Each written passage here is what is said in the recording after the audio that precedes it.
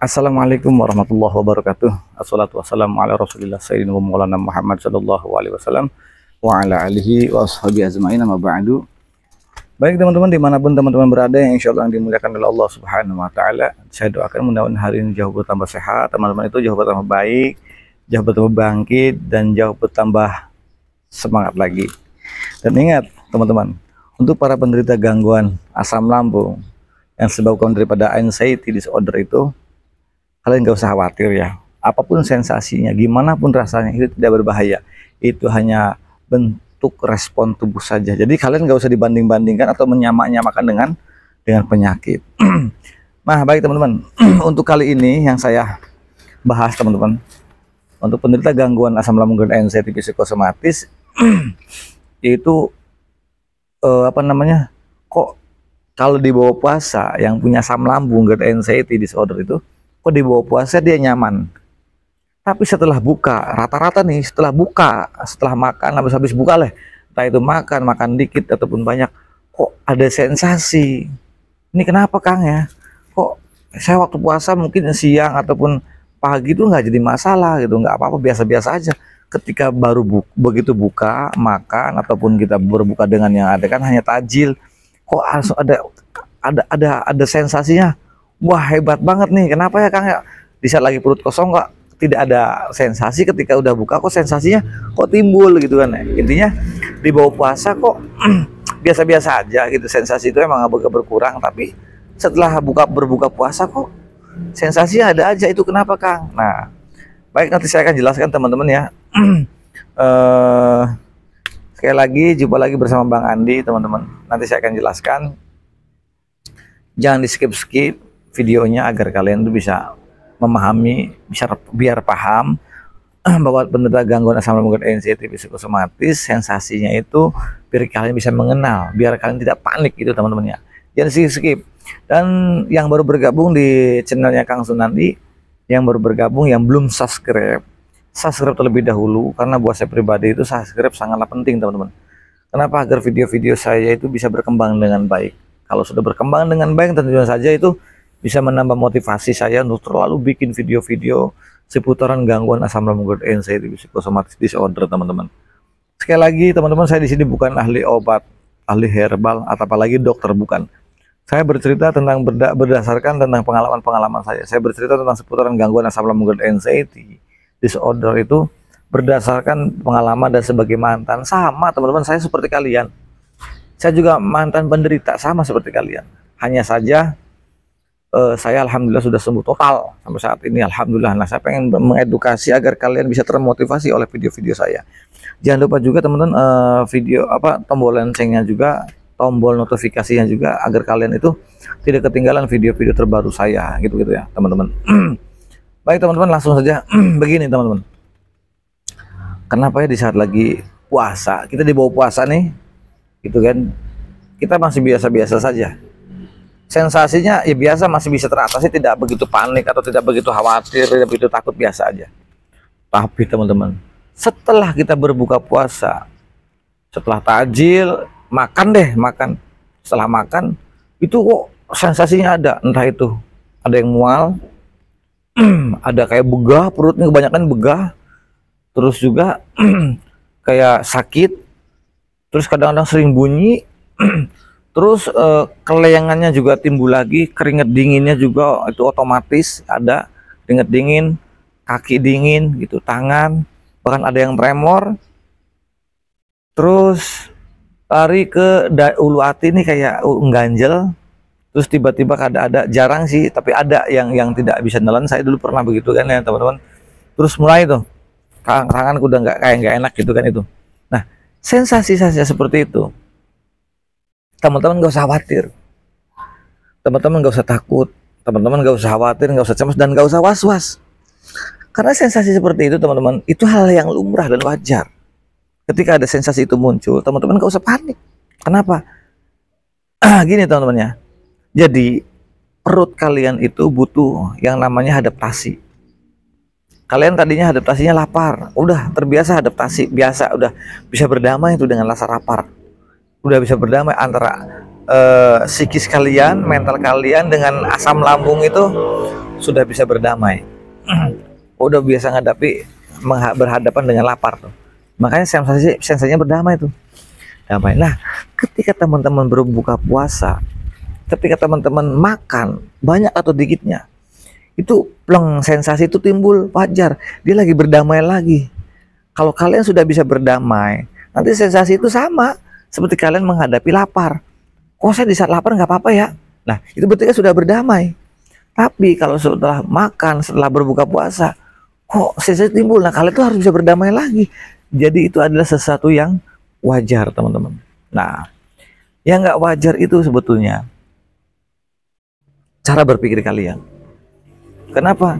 Karena kalian itu selalu mengkait-kaitkan dengan rasa was-was, mengkait-kaitkan dengan rasa khawatir, mengkait-kaitkan dengan cemas, yang tidak ngerti, yang tidak jelas.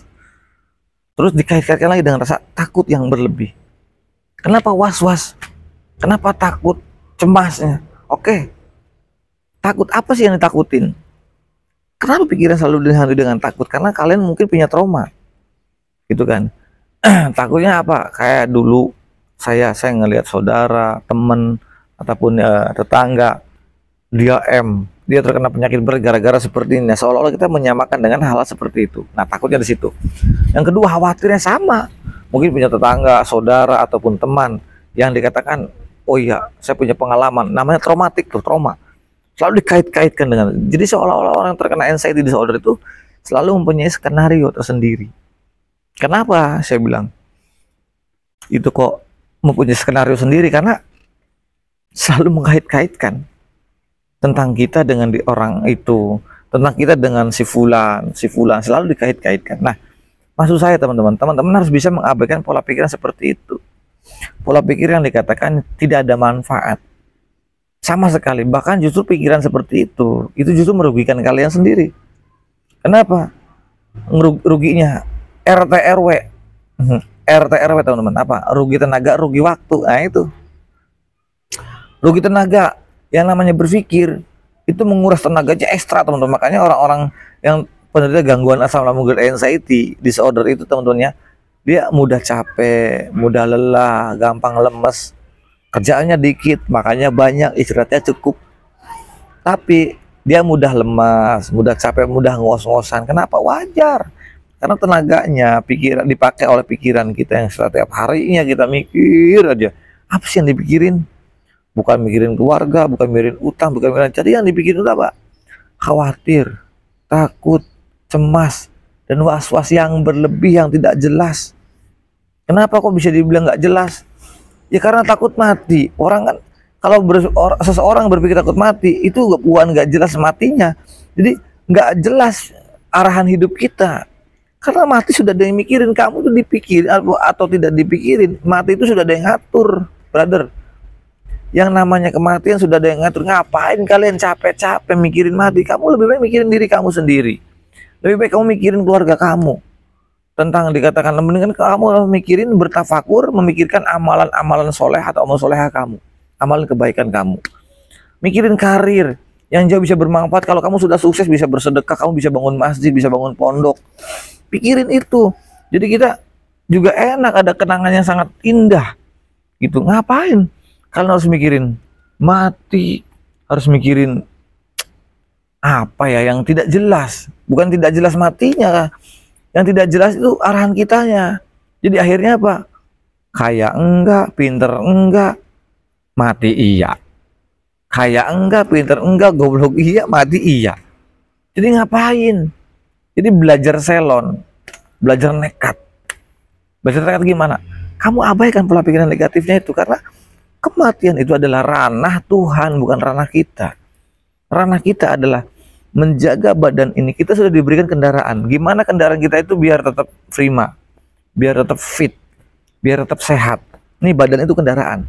Jadi kamu jaga. Kamu sudah diberikan kendaraan yang sehat. Kalau kamu sakit, kamu minta kepada Allah, minta kepada Tuhan. Minta Allahumma ani masani ya duru antara man rahim ini Allah nih. Minta disembuhkan nih. Dari penyakit, dari kendala, dari penderita ini. Minta sudah. Selebihnya kamu ikhtiar. Cari obat ya gitu kan ya. Kalau yang sakit pilek, diobatin pileknya.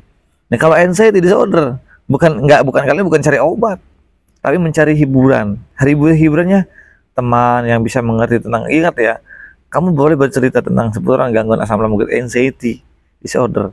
Tapi bagi teman itu atau saudara itu, teman curhat itu yang bisa mengerti, yang bisa memahami tentang anxiety.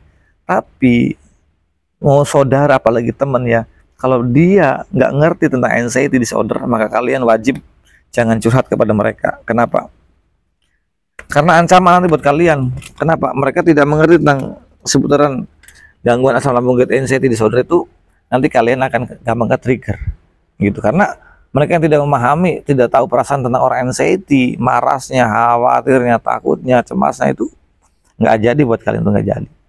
Maka terus ada dua larangan teman-teman. Jadi tuh kalian itu nggak boleh searching-searchingan lagi, nggak boleh. Tanda-tanda begini, apa ya?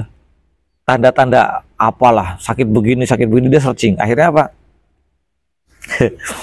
Akhirnya yang namanya orang terkena anxiety, kita kan rasa-rasa penasaran nih. Ketika searching, hasilnya tidak sesuai apa yang kita harapkan. Yaitu, akhirnya ke-trigger lagi. Waduh, ke-trigger lagi. Mulai nambah parah tuh. Nah itu kesalahan kita itu. Jadi, hindari searching dan hindari surhat kepada orang-orang yang tidak mengerti tentang anxiety disorder. Nah, untuk itu teman-teman, abaikan pola pikiran negatifnya. Karena pikiran negatif itu justru memperhambat kita untuk sukses, kita untuk pulih. Abaikan kamu. Jangan pernah berpikir dalam arti, boleh kamu bertafakur memikirkan mati, boleh. Gitu. Tapi jangan kau jiwai, jangan kau hayati, sehingga apa? Keterpurukan kamu itu semakin buruk. Gitu kan? Abaikan pola pikir yang namanya mati. Nggak dipikirin juga pasti mati. Dipikirin nggak dipikirin tetap mati itu akan datang. Maksud saya begini teman-teman ya. Mati itu sudah ada yang mikir, sudah ada yang ngatur. Kalian kenapa mesti capek-capek harus mikirin mati? Kamu dikasih kendaraan, kamu jaga badan kamu supaya sehat. Kendaraan kamu supaya bagus, tetap fit dan prima. Kamu jaga. Karena badan ini juga amanah yang Tuhan titipkan kepada Anda. Kalau kalian mengabaikan dengan mikirin mati, tidak mau olahraga, tidak mau memperbaiki kendaraannya, kalian juga dosa. Namanya zalim. Badan kita punya hak. Badan kita ini jelek-jelek begini teman-teman, itu punya hak. Jelek-jelek begini, itu punya hak yang wajib kita rawat. Iya teman-teman. Kayak kendaraan itu kayak olinya kita ganti, ya kan? Kita servis rutin. Manusia pun sama. Gitu. Kita konsumsi, badan kita lagi lapar, kamu makan karena punya hak teman-teman. Nah di situ, jadi jangan sampai dibiarkan, zalim itu namanya. Jadi kita punya kendaraan yang wajib kita jaga. Seperti badan ini, kita dikasih badan yang sehat dan fit, kita jaga. Nah dari situ teman-teman ya, kalian itu harus bisa harus bisa memahami tentang penderita gangguan asam lambung anxiety disorder, bahwasanya apapun sensasi yang kalian itu rasakan, itu sama sekali tidak berbahaya. Sama sekali. Jadi, ketika kalian berpuasa bisa adaptasi. Nah, terus itu wajar kalau kalian tidak ada sensasi. Kenapa? Karena kalian sudah bisa berdamai dengan sensasi dengan cara keadaan perut yang lapar. Pikiran kalian, mental kalian sudah mengerti dan memahami bahwa kalian itu keadaan lapar. Ketika sensasinya begini begitu, kamu sudah bisa adaptasi dan sudah hafal bener tuh. Oh ya udah biasa. Jadi ya udah adaptasi, namanya lapar wajar. Nah, ketika ada sensasi kamu udah bisa cuek. Gak apa-apa. Tuh, bagus kan? Kamu bisa tuh. Ketika kamu berapa jam? Ya dari pagi fajar terbit, sebelum terbit ya, kamu sudah bisa menahan sampai fajar terbenam, matahari terbenam, kamu bisa dan itu berapa jam? Taruhlah dikatakan 12 jam, 13 jam. Kamu sudah bisa. Kamu sudah bisa adaptasi. Jam 7, jam 8, jam 9-nya kamu bisa, jam 12-nya kamu bisa beradaptasi, jam 2-nya bisa, jam 3-nya bisa, jam 4 sampai jam 5, sampai ketemu jam 6 kamu bisa adaptasi. Dan kamu sangat luar biasa. Dalam keadaan lapar, kamu cuek dengan sensasi, bahkan kamu tidak fokus dan kamu bisa berdamai dengan sensasi, seolah-olah nggak jadi panik, nggak jadi gimana. Jadi masa bodoh sudah bisa masa bodoh, itu bagus. Tapi ketika kita makan, ya, ketika kita makan, kita berbuka puasa, itu sensasinya kok ada kelingan, ada sesak, ada mual, terus perut bunyi, urat hati mengganjal, kaki dingin, tremor, sebagainya mah banyak sensasinya. Nah, teman-teman, ketika kita baru makan seperti itu, kok timbul sensasi? Saya kasih tahu, apapun sensasinya setelah kamu berbuka puasa itu kalian gak usah khawatir. Kenapa? Kalian juga lagi ada adaptasi lagi tuh. Dari perut lapar, ya, perut yang lapar 10 jam, 12 jam, sampai 13 jam itu, sampai kita makan lagi, dia perut kaget, itu wajar. Dan kalian perlu adaptasi lagi. Terus aja kalian lakukan seperti itu. Nanti kalian bisa berdamai. Loh, kalian aja lapar aja ya, bisa berdamai dengan sensasi, keadaan lapar, keadaan perut kosong. Itu pusingnya, itu kan, itu wajar. Kalian bisa berdamai, gitu kan, di saat lagi lapar. Nah, sekarang kalian sudah apa namanya, sudah kenyang. Ya, kalian pun juga harus berdamai dengan keadaan perut yang lagi kenyang. Nah, adaptasi seperti itu nanti lama-lama bisa. Dan puasa di bulan Ramadan ini itu adalah pelajaran kalian, ya, pelajaran kalian untuk apa namanya, menjiwai, hafal ataupun berdamai dengan sensasi. Kenapa? Karena kalian pun ketika perut kamu kosong, kamu bisa berdamai dengan sensasi sehingga kamu lapar, ya. Kamu lapar, itu bisa hafal banget itu ya. Mentalnya sudah bisa berdamai, ya kan, dengan keadaan perut kosong, dan bisa berdamai dengan sensasi. Terus juga pikirannya dia sudah bisa memaklumi dengan keadaan perut kosong. Apapun sensasinya dia bisa menyadari dan memaklumi. Itu kalian bisa loh, gitu loh. Dengan mentalnya, dengan pikirannya kan, was-wasnya sudah kebuang, udah nggak ada was-was gimana lagi. Yang ada kalian tetap, saya nggak boleh batal, saya harus puasa. Itu was-wasnya sudah nggak ada, sudah enak lah teman-teman. Berarti kan itu sangat luar biasa. Kalian bisa. Tapi kenapa kalian itu di saat lagi, ya Allah, di saat lagi apa ya, di saat lagi keadaan baru makan sarapan, kok kalian apa namanya, kok tidak bisa menerima sensasi itu? Kalian kok tidak bisa memahami tentang sensasi ketika perut diisi? Itu wajar, lambung kita lagi adaptasi, ya, belum, tubuhnya juga lagi adaptasi, dan terus pencernaan juga lagi belajar sedikit demi sedikit. Jadi kalian jangan kaget kalau perut bunyi, ulu hati mengganjal, pusingnya ada lagi, nggak apa-apa. Gitu, mualnya ada lagi, nggak apa-apa. Kalau yang namanya kaki, tangan dingin itu kalau kalian lagi was-was, kamu abaikan pola pikiran negatifnya saja. Gitu, ini nggak apa-apa, udah cuekin, ngobrol kayak sambil jalan-jalan kayak gitu kan, ya. Dibawa sholat kan enak gitu kan, dibawa zikir kan enak, itu nggak apa-apa. Dan itu sesuatu yang wajar, kawan. Jadi kalian tuh nggak perlu khawatir lagi ketika apa namanya, sensasi itu timbul dalam keadaan kamu setelah makan atau dalam keadaan kamu kenyang. Jadi antara kenyang dan kekenyangan ataupun tidak itu sebetulnya nggak jadi masalah. Yang jadi masalah itu ada pola pikir kalian sebetulnya. Nyatanya orang penderita gangguan asam lambung daripada dia yang diakibatkan daripada anxiety disorder itu sebetulnya nggak ada pantangan. Pantangan apa? Yang nggak boleh itu, kalau yang nggak boleh itu pantangannya itu berpikirin terlalu berlebih, terlalu over, itu saja pantangannya. Kalau masalah makan itu nggak ada pantangan.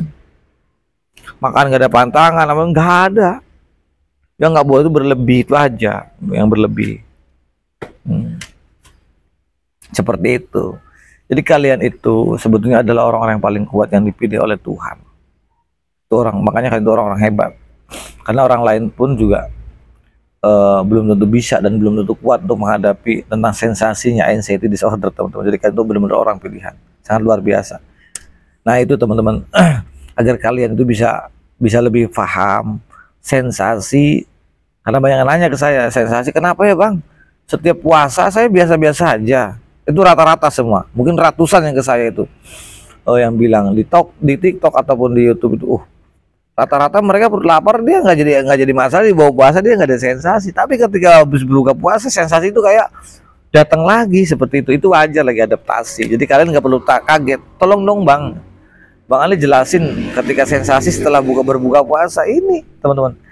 Jadi itu sesuatu yang sekali lagi sesuatu yang wajar, dan kalian nggak perlu was-was, nggak perlu khawatir, nggak perlu takut, nggak perlu cemas lagi untuk berpikir hal-hal yang dikatakan yang menjerumuskan kita, apalagi tentang mikirin mati, mikirin penyakit berat, kait-kaitkan tentang penyakit. Sekali lagi teman-teman ya, sebenarnya gangguan asam lambung anxiety disorder itu bukan penyakit. Jadi jangan pernah kalian kait-kaitkan tentang sensasi dengan penyakit.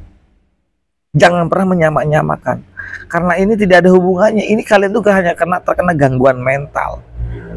Psikis kalian yang perlu diperbaiki. Itu psikis kalian yang perlu diperbaiki, mental kalian yang perlu diperbaiki. Itu teman-teman. Jadi kalian itu harus bisa berdamai dengan sensasi gitu, karena ada sebagian teman-teman yang takut suara ambulan, takut suara burung. Apa itu orang sakit? Enggak kan? Lihat badannya, periksa, cek sehat. Yang sakit apanya? Yang ada gangguan apanya? Nih, mental kita, pikiran kita. Dulu kita sebelum terkena anxiety disorder ya, itu dengan suara burung, suara ambulannya biasa-biasa aja. Dengar kabar berita duka itu kan ya biasa-biasa aja dulu itu. Kenapa sekarang jadi masalah setelah kita terkena anxiety disorder? Berarti yang salah bukan penyakit, psikis pikiran kita. Karena ketika suara ambulan datang, suara burung bertanda itu datang, apalagi suara berita duka datang, itu pikiran kita langsung anjlep, langsung dipikirin dan dikait-kaitkan dengan diri kita. Waduh, ini ada yang mati nanti nih, jangan-jangan setelah ini gua nih yang mati nih, nanti setelah ini gua yang mati. Selalu dikait-kaitkan. Ya itu ya, saya bilang itu. Dibilangin orang-orang yang terkena anxiety, satu sifatnya suka menyangkal, yang kedua suka ngelak, tapi penasaran gitu tuh, ngeyel. Orang-orang anxiety itu rata-rata suka ngelak, menyangkal dan ngeyel, udah rata-rata. Makanya gimana ya, kita mau tidak mau ada pengayoman. Itulah teman-teman. Jadi kalian nggak perlu takut, karena anxiety disorder itu hanya bagaimana cara kita belajar untuk mengalihkan pola pikir yang dari negatif ke yang positif, untuk mengembalikan agar kita pola pikir kita lebih aktif yang ke positif. Kamu abaikan pola pikiran negatif dengan cara kamu itu olahraga penting. Karena olahraga itu bisa membantu menyetabilkan hormon kortisol, itu hormon stres. Nah, sedangkan orang-orang terkena anxiety disorder rata-rata hormon stres itu berantakan, over naik tuh. Nah, adanya setiap olahraga pagi itu kamu biar hormon kortisol itu biar stabil, standar. Dan untuk menyetabilkan hormon bahagia. Dan rata-rata orang terkena asam lambung anxiety disorder itu dia nggak bisa bahagia, jangankan ceria apalagi bahagia ya, nggak bisa. Kumpul dengan keluarga, kumpul dengan teman-teman, mereka lagi pada happy, seneng gitu ya. Wah, lagi ketawa, lagi happy banget. Nah, kita yang orang terkena anxiety hanya bisa diem, lamun aja, kebahagia. Kenapa? Karena ada yang dipikirin. Apa yang dipikirin apa sih? Bukan hutang, bukan apa, bukan duit, bukan apa, bukan. Yang dipikirin apa? Yang dipikirin tentang apa? Tentang penyakit. Aduh, kok penyakit amat gini amat, jangan-jangan gue nggak lama kok gini, kok nggak bisa bahagia gini. Orang pada ketawa, pada mikirin yang bahagia, pada happy.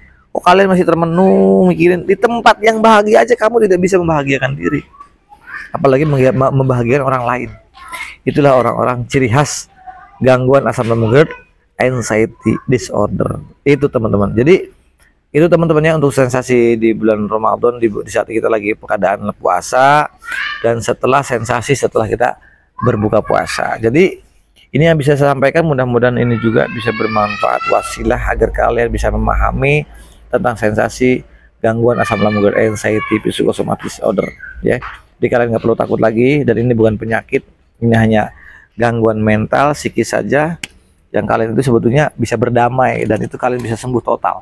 Saya yang parah bisa sembuh total, apalagi teman-teman. Jadi insya Allah teman-teman harus tetap semangat, teman-teman nggak usah khawatir, nggak usah takut lagi, nggak usah cemas lagi, karena ini bukan penyakit, kita hanya karena gangguan mental, dan kalian pasti sembuh. Saya aja bisa sembuh, dan kalian pasti sembuh.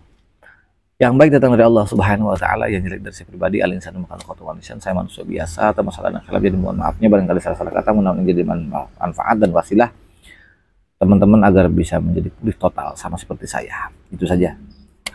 Akhir kalam, assalamualaikum warahmatullahi wabarakatuh. Jangan lupa bahagia. Assalamualaikum.